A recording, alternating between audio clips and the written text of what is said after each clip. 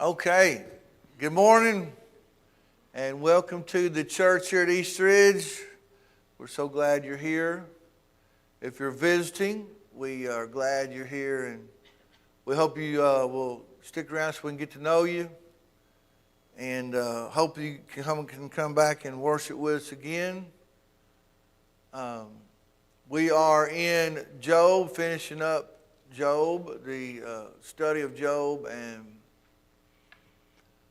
so it's been an interesting study. We're here at the last chapter of Job.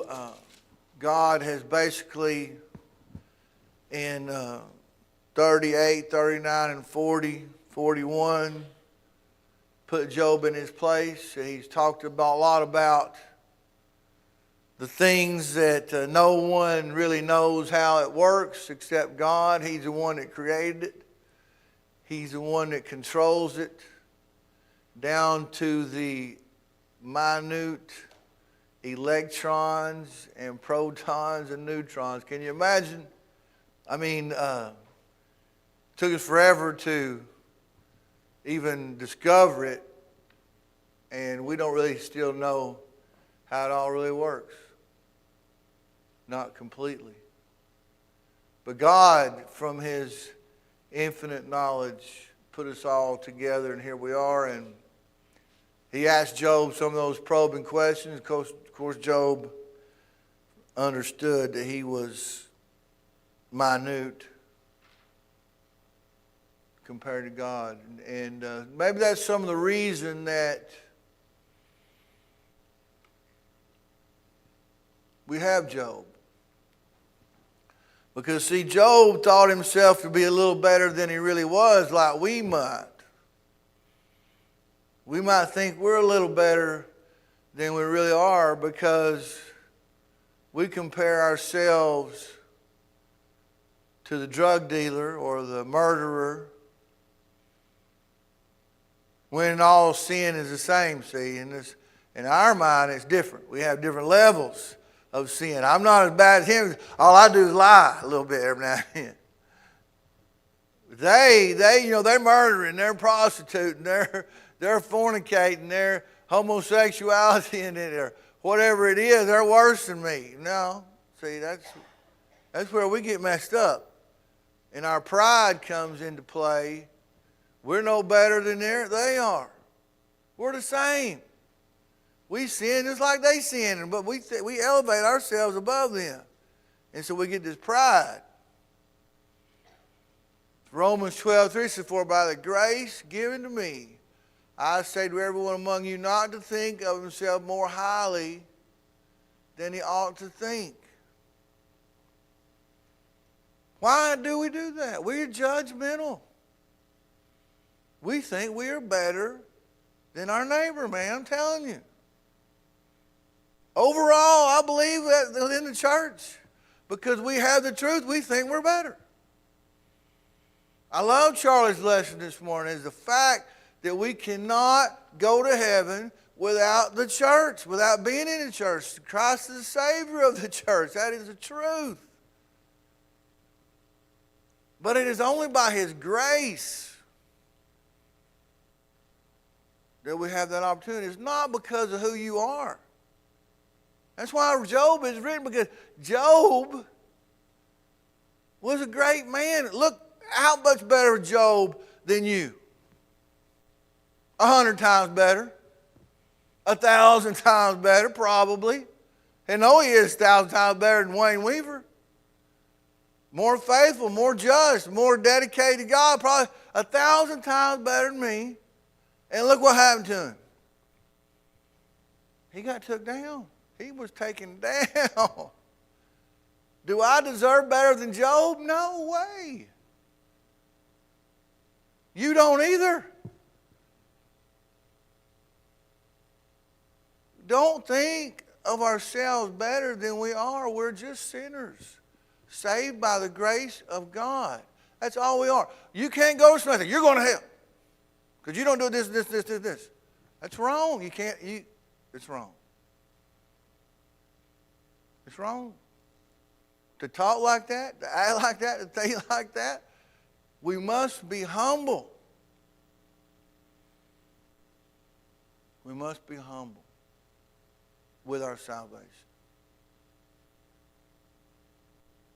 We need to reach out to people that are sinners just like us so they too can be saved through the grace of Jesus Christ. But we don't do it enough.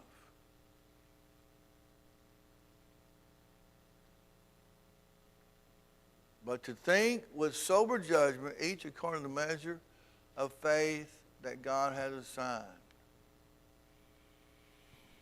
Galatians 6:3, I love this. For if anyone thinks he is something,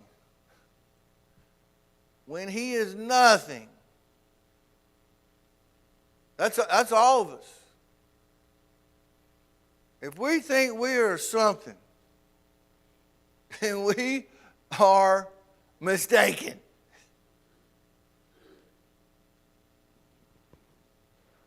You know, sometimes we have power at work or you know, with our job, with our position, and it kind of goes to our head.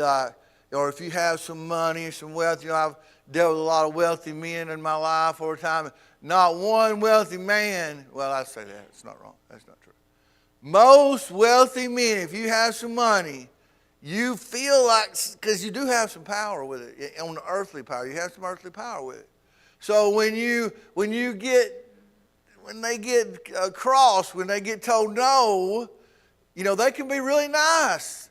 But then when they get told no, then that I got some money, you need to do what I tell you. That comes out. It comes out.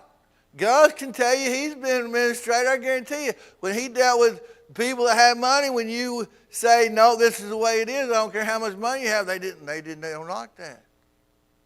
They think there's something. We think we're something because of our position or because we got some power at work to hire and fire somebody. Wrong. Wrong. We're nothing. Not really. We're nothing. We're really nothing. We need to be humble. Proverbs, pride goes before destruction, and a haughty spirit before a fall. I've had that haughty spirit a time or two in my life, and yeah, right. Usually I get a big head right before I take a big tumble. Do something stupid. I've done plenty of that. This is a great verse, and we have a song about this, and I love it. It's one of my favorite songs. John 3:30. He must increase, but I must decrease. You know, when you become a Christian, you're supposed to die. You're supposed to die. You're supposed to kill the old Wayne Weaver. Bury him in baptism, just like Christ.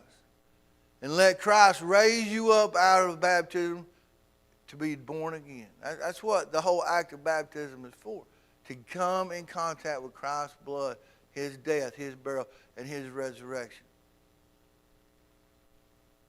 That's what it's for. So, are you automatically, completely, 100%, have you given your life to Jesus? Well, in theory you might have, but in reality you might have, you know, in mentally, but physically, have you so completely given yourself all the way over to Jesus? Well, maybe not. But over time, over loving Jesus, loving God over time, do you decrease yourself and increase Jesus? Increase Christianity, increase the love of the Word in your heart and your mind over time? Do you decrease and he increases? Well, just because you're old don't mean that's happened.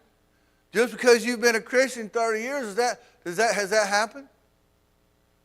That didn't happen by accident.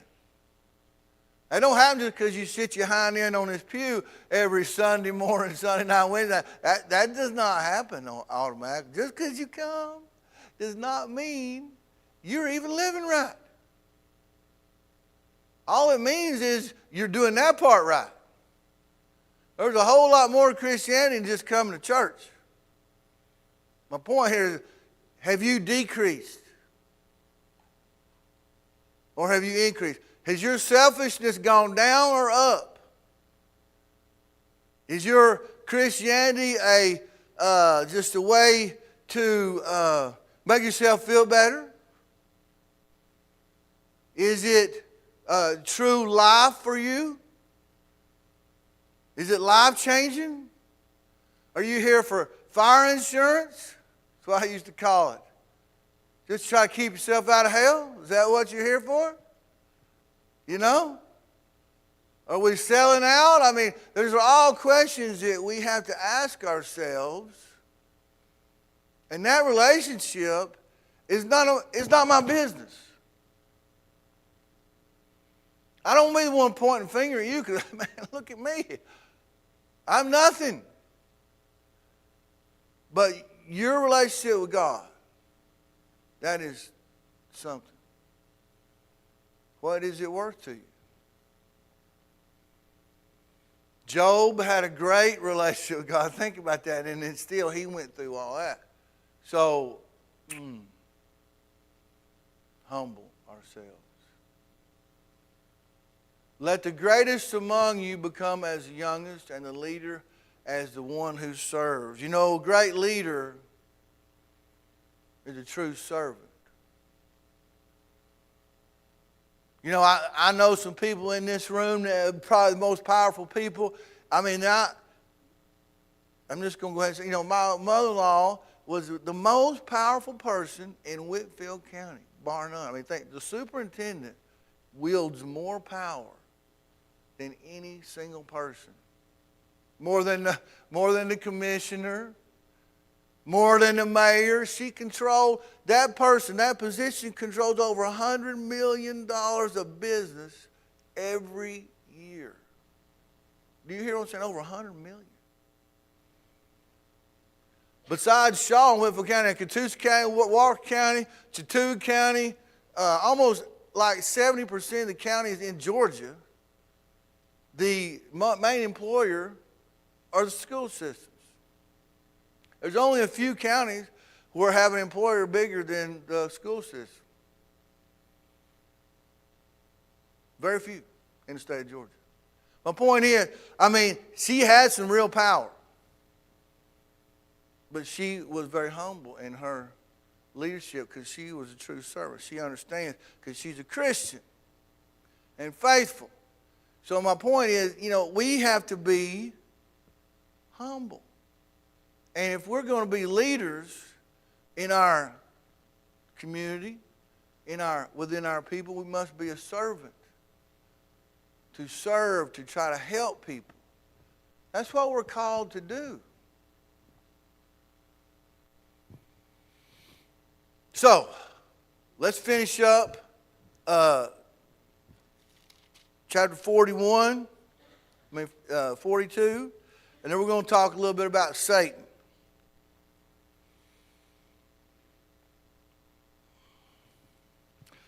Verse 7, we read through 6, where Job repented. Verse 7, and so it was, after the Lord had spoken these words to Job, that the Lord said to Eliphaz and the Temanite, my wrath is aroused against you and your two friends, for you have not spoken to me what is right, as my servant Job has. Well, we can take a lesson from this also. That, you know, our heart, like Eliphaz and Bildad and all those, they weren't trying to be hateful. They were trying to preach to Job, trying to make it right by him. So my point is, just because you think you're right does not mean you're right. And the fact that God does not, let's let that go. He doesn't just let it go. If you're speaking wrongly, He's going to hold you accountable for that. We need to remember that. Now, therefore, take for yourselves 7 bulls and 7 rams. Go to my servant Job and offer up for yourselves a burnt offering. And my servant Job shall pray for you. For I will accept him, lest I deal with you according to your folly. Because you have not spoken of me what is right, as my servant Job has. So Eliphaz the Temanite and Bildad the Shuhite and Zophar the Naamite went and did as the Lord commanded them, for the Lord had accepted Job. And the Lord restored Job's losses when he prayed for his friends. Indeed, the Lord gave Job twice as much as he had before. Then all his brothers and all his sisters and all those who had been his acquaintances before came to him and ate food with him in his house, and they consoled him and comforted him for all the adversity that the Lord had brought upon him. Each one gave him a piece of silver and each a ring of gold. Now the Lord blessed the latter days of Job more than his beginning. For he had 14,000 sheep, 6,000 camels, 1,000 yoke of oxen, and 1,000 female donkeys. He also had 7 sons and 3 daughters, and he called the name of the first Jemimah. The name of the second, Keziah, and the name of the third, Karen Hapuch, maybe. In all the land were found no women so beautiful as the daughters of Job, and their father gave them an inheritance among their brothers. After this, Job lived 140 years and saw his children and grandchildren for 4 generations. So Job died old and full of days. So God restored a lot of what Satan took from him. Or even, you can't really replace it, but gave him more than he even had in the beginning. I'm sure he always remembered the sorrow and the loss, but he moved forward and realized it was not his to begin with. That's another thing we get messed up on, really. Is that what you have is not yours. It's not yours. That car is not yours. That house is not yours. Those houses are not yours. That money in the bank is not yours. It's not yours. We get tore up about when somebody tries to take some of it, don't we? Oh, yeah, there you go. I worked hard for that. I did this. I did that. Don't be trying to take that from me. Yeah, I got my tax bill today. I want to whoop somebody. Y'all get a tax bill? Man, that makes somebody mad right there. Makes somebody want to go down with yield some weaponry or something. Man, it's bad. That is not mine. Yeah, you did a little something for it, but it's God's. I hate to tell you. But we act like it's ours, man. We act like it's ours. We hold on to it like it's the last piece of chicken on a Sunday afternoon. I mean, you know what I'm saying? We want that last. Don't be getting that last picture. I mean, really. We are really too stingy with what we have. Truth be told.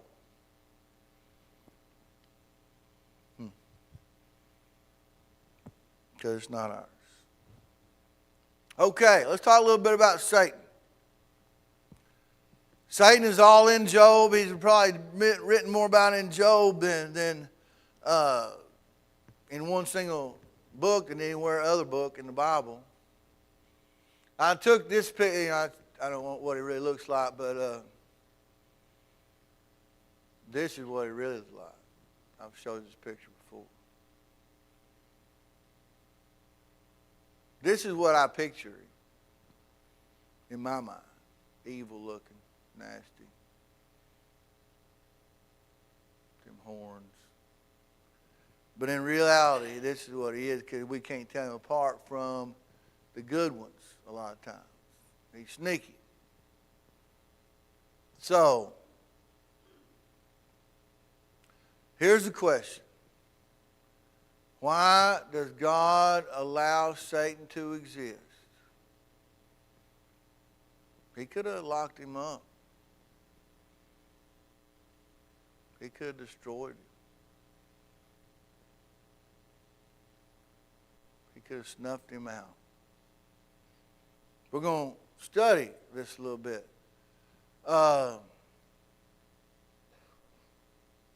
What is it? What are the names of Satan? He's called the devil 33 times in the Old Testament. I wrote that wrong. In the New Testament, he's called Satan 36 times. Another name, Abaddon, Apollyon, great dragon, old serpent, deceiver of the whole world, accuser of our brethren, Beelzebub, Belial, and many others.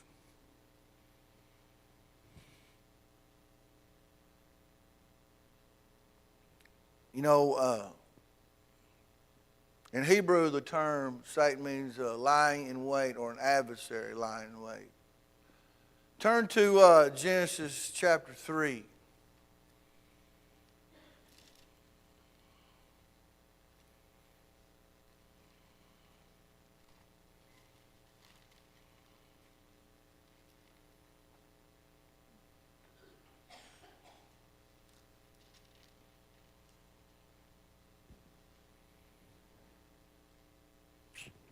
Verse 1, now the serpent was more cunning than any beast of the field which the Lord God had made. And he said to the woman, has God indeed said, you shall not eat of every tree of the garden? And the woman said to the serpent, we may eat of the fruit of the trees of the garden, but of the fruit of the tree which is in the midst of the garden, God has said, you shall not eat it, nor shall you touch it, lest you die. Then the serpent said to the woman, you will not surely die. For God knows that in the day when you eat of it, your eyes will be open, and you'll be like God, knowing good and evil.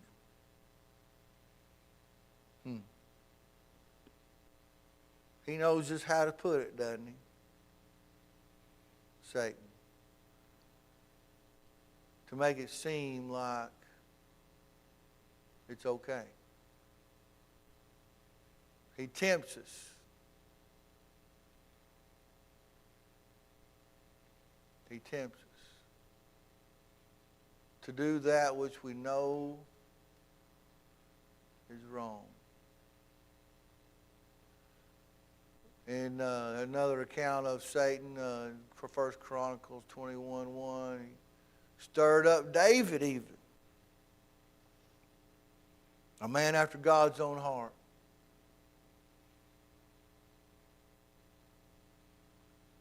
In Zechariah, then the Lord showed me Joshua, the high priest, who was standing in front of the angel of the Lord. Satan was standing to the right of Joshua.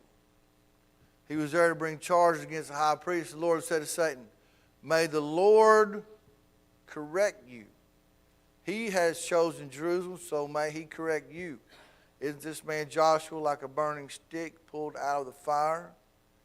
You know, Satan was there to get him to turn, and the Lord basically told him to shut up.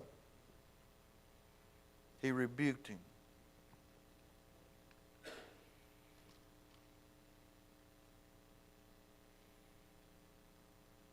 Matthew, in the New Testament, Matthew 4:1-11, the Holy Spirit led Jesus into the desert. And there he tempted him. Think about this. After 40 days and 40 nights without eating. Can you imagine? I hadn't been more over 4 hours, but I ate 10, 12 tops, 10. I'm eating within probably 10 or 12 hours. The most. Most of us probably eat about every 6 hours, except for when we're sleeping. It's a long time now. I haven't eaten nothing in 6 hours, man. I'm hungry. 40 days and 40 nights. Can you imagine going 40 days without eating anything? No, you can't imagine. You know. Has anybody ever come close to that? Something's happening if I'm having to go without food for 40 days. I can't imagine what I would be like. Talk about hangry, I don't even, that ain't touching that. I was getting irritable last night. It's been like 7 hours. Like, hey, I'm hungry. We got to do something about this. Oh, I'm such a baby sometimes. So, he comes up to him in that time, in that weakness, and he says, hey, if you're the Son of God, hey, let's just see how powerful you are. Just how big a boy are you, Jesus? Make this into bread. If you got it all under control, let's see what you got. You know Jesus wanted to do it. He was hungry, man. You know he wanted to turn it into bread and take a big old hunk out of it.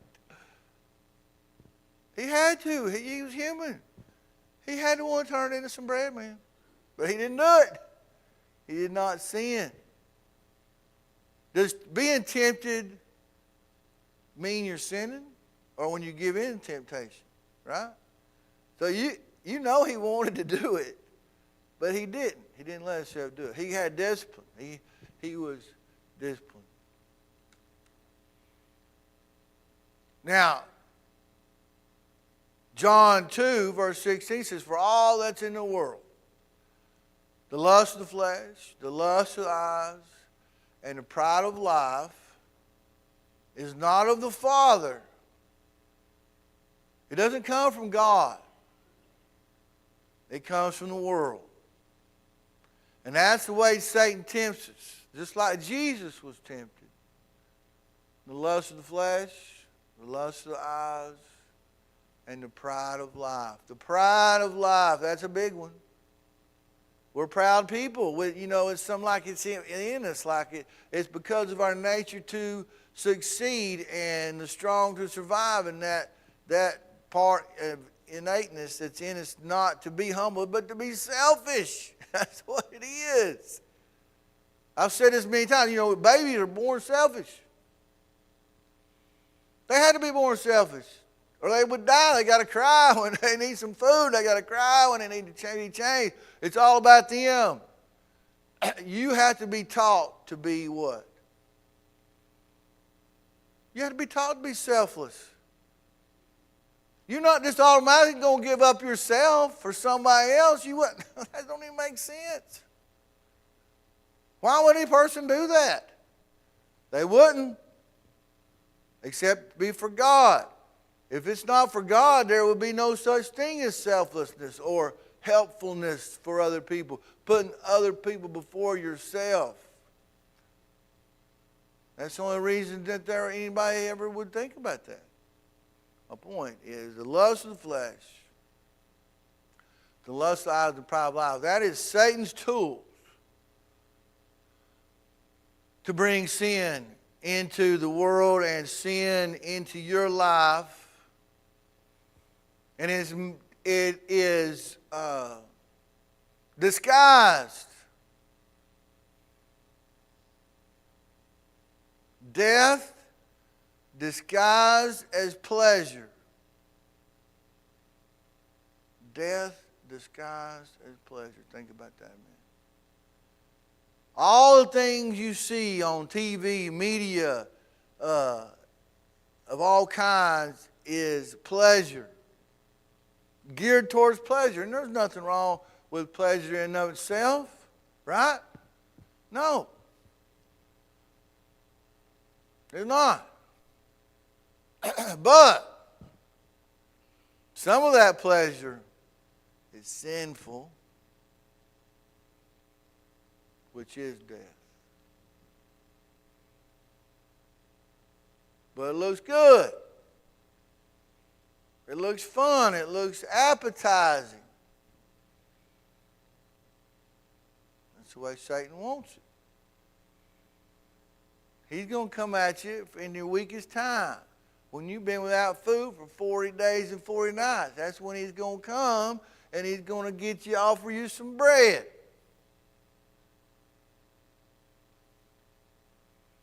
When you've been by yourself. That's when he's going to send in the attractive woman that's going to lead you down to hell. See, he doesn't going to come right out there when you're with your wife or when this or that. He's going to come from the back door. He's going to come around when you're in that weak time, when you're off on a business trip or whenever it is. You see, that's when he's going to come. That's when he's going to come popping up that half-naked woman on the television. When you're sitting in a hotel room by yourself or whatever, and then that's when he's going to tempt you. That's when he's coming, see. That's when you got to be aware that Satan is all around. His handiwork is all around. He's got his hand in all kinds of stuff.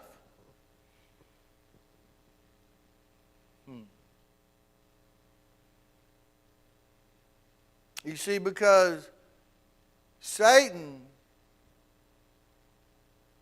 he wants us to die. You know, misery loves company. You ever heard that expression? He don't want to be down there in hell by himself, does he?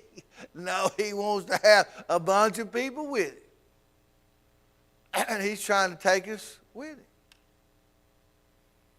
You know what's weird is like if you make a stand for God in any type of thing, you better beware, be careful, because when you stand up for God, then the devil's coming after you. He's going to come on after you. He's going to come on after you. He does it.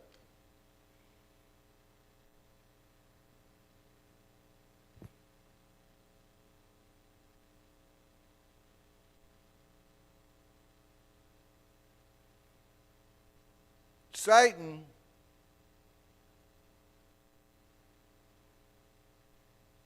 is all throughout the Bible. Here's an example of Luke 13:16. So ought not this woman, being a daughter of Abraham, whom Satan has bound, think of it, this is Jesus talking, for 18 years be loosed from this bond on the Sabbath. She had been bent over for 18 years, couldn't straight up for 18 years because of Satan. Jesus healed her on the Sabbath, and they were griping.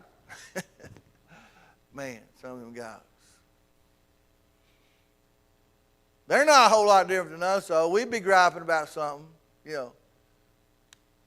We can't see the forest for the trees sometimes, can we? And the Lord, Luke 22:31, the Lord said, Simon, Simon, indeed, Satan has asked for you. Satan wanted Peter. He asked for him by name, that he may sift you as wheat.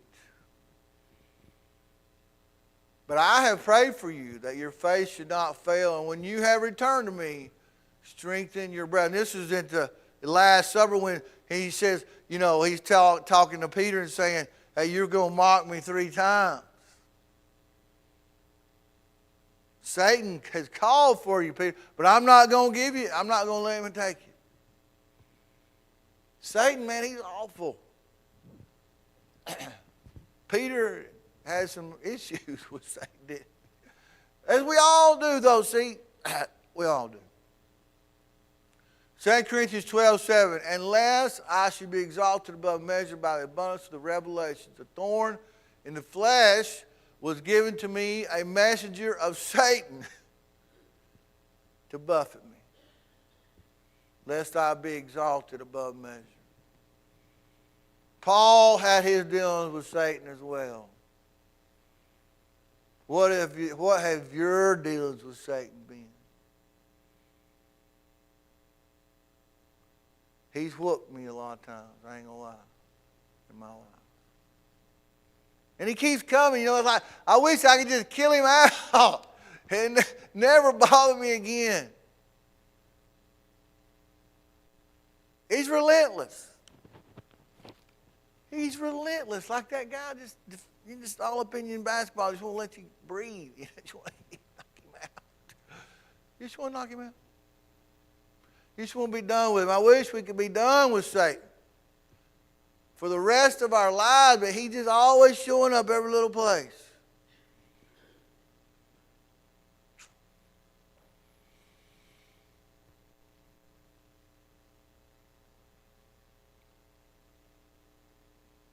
Think he got a hold of Judas? Think Satan got a hold of Judas?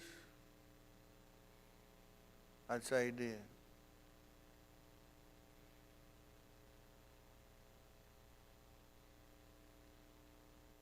Look at Ananias and Sapphira. You know, they didn't have to give all their money. You know, they just lied about it and said they gave all their money. How stupid was that? I don't understand that. I'm going to give you half of my estate. That's pretty good. Have you given half of your estate? No. But he wants to say, I'm going to give it all. But he kept back half. Well, hey, that Satan got in him. Oh, you don't need to give all that. Just say you're going to give it and get all the glory of it. Then keep a little bag for when you retire. I mean, that's what Satan's talking to Ananias and Sapphira like. I mean, you know, he's in their mind. Oh, don't give it all. He don't need it all. You don't need your money anyway. Keep it all for you know, keep half of it. Still, you're going to look good. You're going to look good.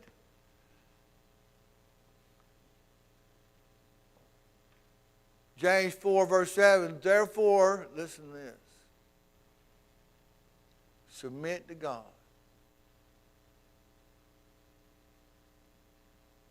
Submit. We say that word, but we don't.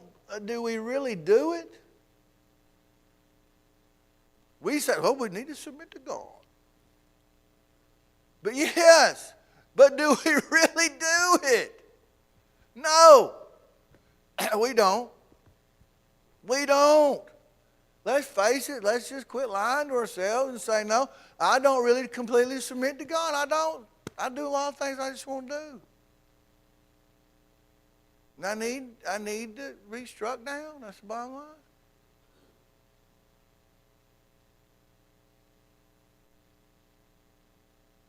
Resist the devil. Do we really resist him?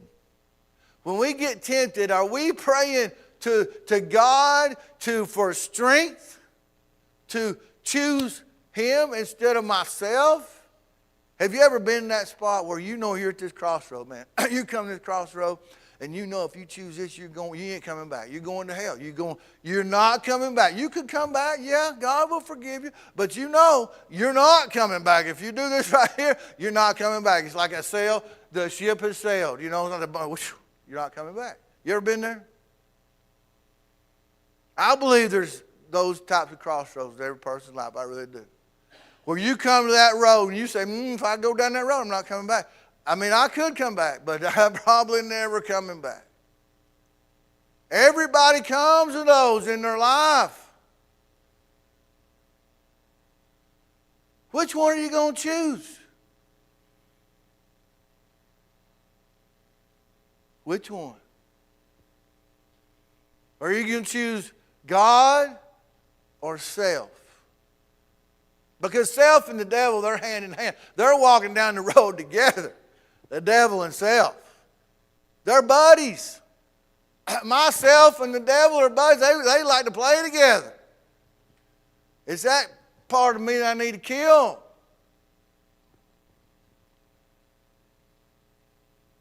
Yeah. That's the hard part. It's one thing to know the truth. It's one thing to believe the truth. It's a whole nother thing to live the truth. To live the truth. That means sacrifice, man. I'm not good at sacrifice. I'm not good at not doing what I want to do and having everything I want to have and going 40 days and 40 nights without food. I mean, that kind of thing. I mean, man.